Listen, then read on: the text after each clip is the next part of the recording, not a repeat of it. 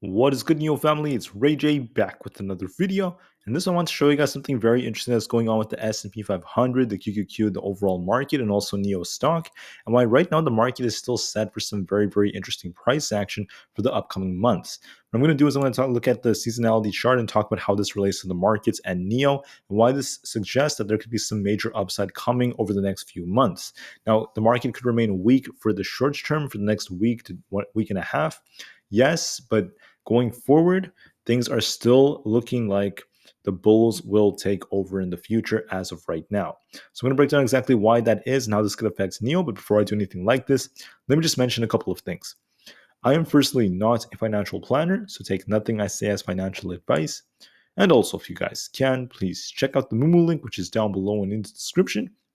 We sign up for Moomoo with the link down below and deposit $100 into the account. You're guaranteed up to 5 free stocks. This offer ends in just 1 day, so check it out before they run out. It ends tomorrow. Anyways, let's break down what's going on with NIO.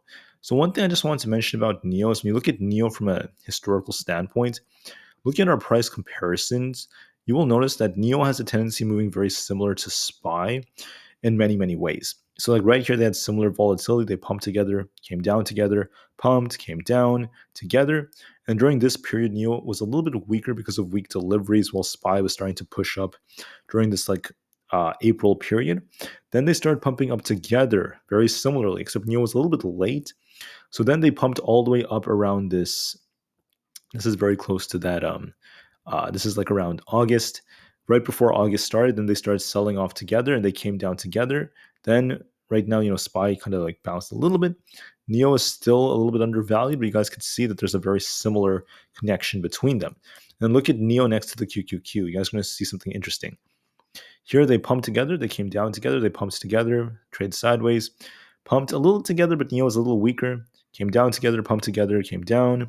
And here you could see that NIO was a little bit weaker than the QQQ during this period right here because of the weak deliveries. But then NIO pumped with the QQQ, came down a little bit with it. The QQQ kind of outperformed it temporarily. NIO dropped with the QQQ, and then now they're just trying to base together. So obviously, they move very similarly a lot of the time. It's not always perfect, but they do have a tendency to move pump together during a lot of the time. Now, the reason why I'm calling this out is because look at what the seasonality suggests for the market. This is where things get very interesting. So we're going to pull up. Let me just do this for you guys. SPY, and we're going to use the daily chart. Okay. And then check this out. When I zoom out of the chart, you will notice that the stock market was basically starting like around the middle of June. We were kind of like selling off a little bit. And we tend to bottom around this July period if there is a minor sell-off period. And then we start to like rally approaching August. That's what tends to happen historically after we hit July. So like right here, you can see we have a rally going on right here. It also happened right here, approaching this August period. And then you will notice that historically, around August, the market tends to trade sideways. And between August going into like October, the market tends to sell off.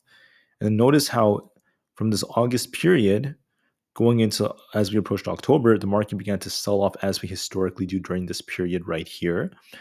And then we're going to just focus on October now. This is October right here. Notice how in October, the market has a tendency of kind of starting off a little weak in October. All right. How did we start off October? Check this out. For the first 2 days of October, the market sold off to 420.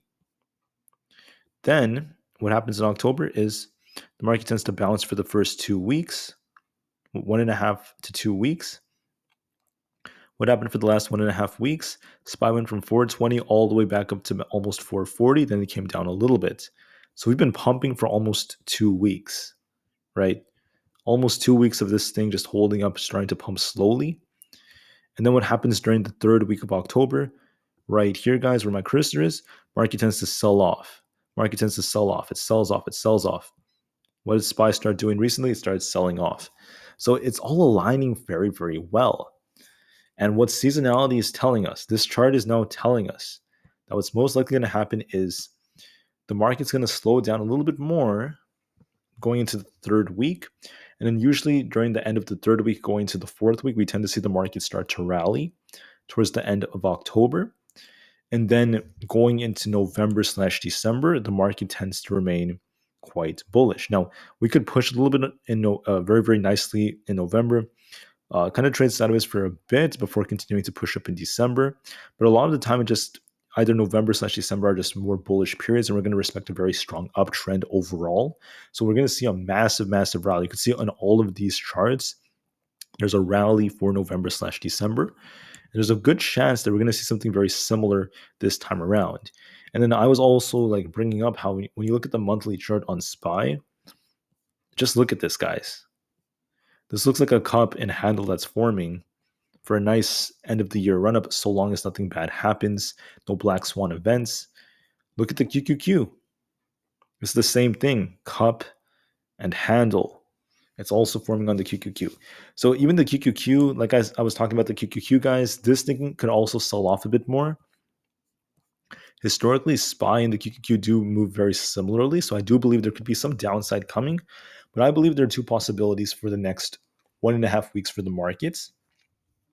I believe the market, so SPY and the QQQ, they're either going to make a new low and bottom and then start to pump for the rest of the year, or we're going to be making a higher low. So like right here, the purple line right here, this one right here that's blue for all midterm years.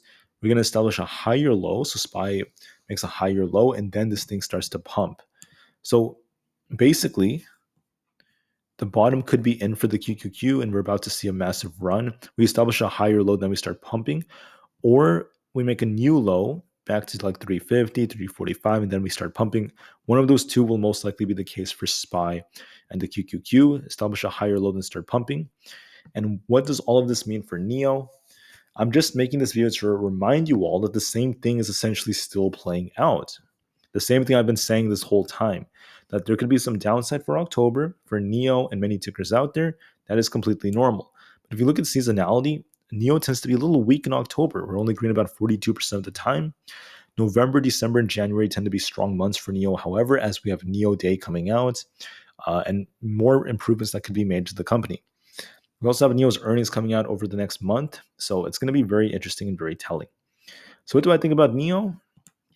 I believe that NIO is very, very oversold. I would say that there could be a little bit more downside coming. It could get very close to these lower levels, but the stock is in a bottoming process. And I believe that this thing is due for some critical upside in the future as we have these gaps above, and there's so much more potential. NIO has a gap up in the 14s, a gap up in the 11s, right? We have more gaps all the way up here in the 22 area, 24. You can't forget about these gaps up here. I remember seeing a gap all the way up in the 50s, guys. NIO is eventually going to be back up there to fill these gaps. So I'm bullish on NIO. I know that a lot of people want to hear me just like kind of reiterate what my opinions are on NIO.